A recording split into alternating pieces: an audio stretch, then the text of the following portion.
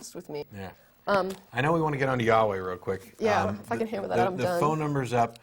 I want to actually take one call before we do that because supposedly, Stop the Presses, we've got a caller who's got really good information. Oh my us. gosh, yeah, that is. So is it Kevin? No, it's Bill. Oh, I got. Yeah, that's correct. Yes. How you doing, Bill? Doing well. You I have just wanted proof to point of, out a couple of. you have proof of creation, I hear. Yeah, well, the proof that I would like to point out is that creation is pretty obvious through the science. Your proof is that creation is obvious. Yeah, creation is pretty obvious. How so? Don't accept your promise. Well, the science that you guys use to disprove creation is the actual science that proves creation. Boy, Okay. you're not making much sense. Well, that makes perfect sense. You just don't want to accept that. Okay. Now the fact is that we have things like transitional forms that don't exist in the fossil record. That's a lie. What do you mean that's a lie? There are transitional forms in the fossil record. There must be like a whole bunch of them that we're all familiar with and very common, right? Or do you have like one or two that you'd like to point out? And the other thing you should go to talkorigins.org. There's a complete list of transitional forms. But the point isn't how many we have. I mean, first of all, it's amazing that we have any to begin with because creating a fossil is a very difficult thing. But you said that you had proof of creation, and so far the only thing you've said to prove creation is A, it's obvious, and B, the disproofs of creation, which, by the way, that's not science anyway, is evidence. You need to actually, what is your proof? All right, let me make it clear since you want to make it difficult. I'm trying to make it clear. Okay, the clear thing is that the loyalty that you guys have to Charles Darwin's theory. I have no loyalty to Charles Darwin or his theory. Okay, then if you didn't, then you wouldn't be trying to back up that theory. No. Wait a second. First of all, I just like to point out, evolution is not atheism. You can be an atheist and not accept evolution. So I don't even understand what you're saying. Okay, so and you but can you be a can't Christian. be an atheist and accept creation. Is that it? Well, there are Raelians, and they do. Okay, so there's I guess there's one group of atheists who There believe are plenty in of creation. Christians who Is that what also you're telling accept. me? There are also plenty of Christians who accept evolution. I'm saying that evolution is a non-factor in atheism or Christianity. I disagree with you. But there are many Christians who would disagree with you, because there are many Christians who believe in evolution. To me, it's a non-factor.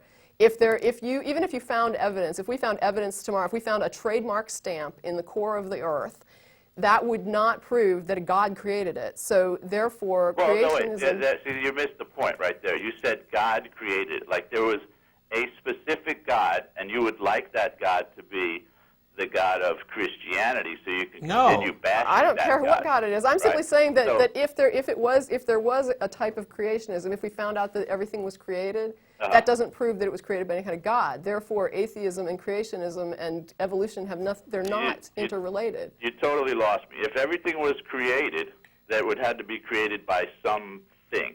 Right, but it doesn't have to be a God, is my point. Well, I personally believe it's the God of the Jews, but we can go ahead and say that it would be what we as humans call a God.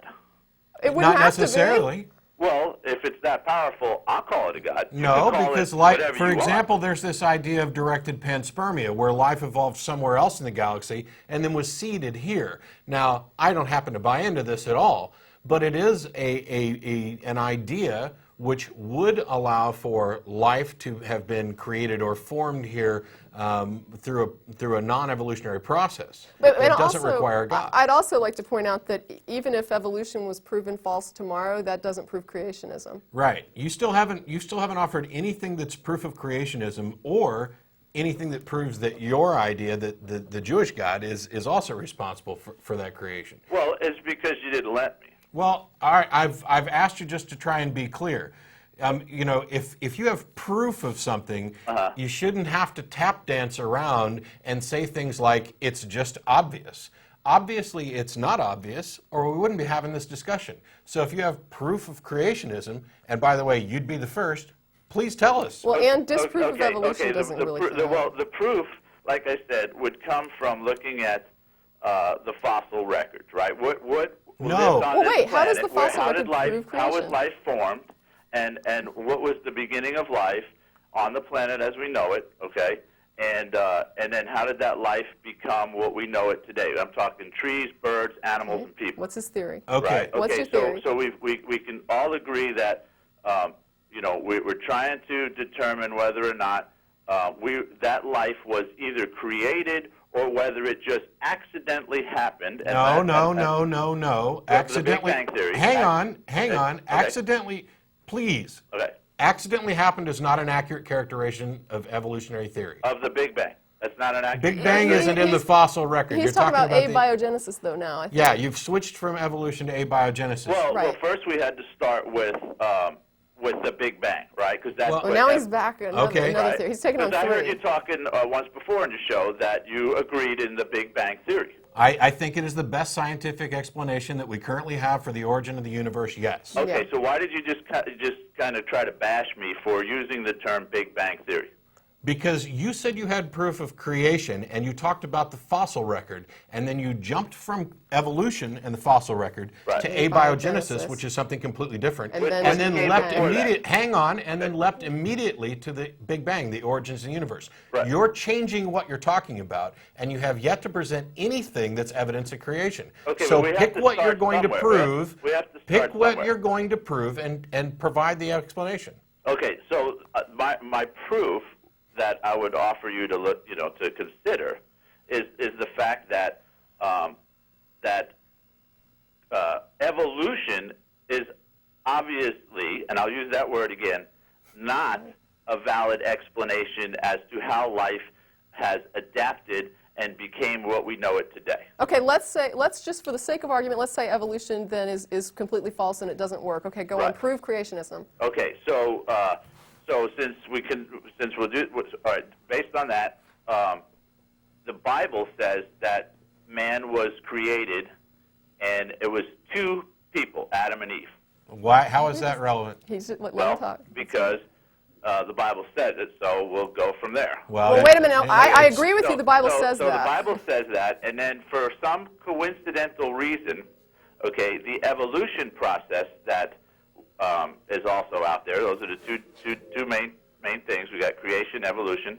Okay, that also, for some reason, has to include the fact that things evolved from one specific area on the planet.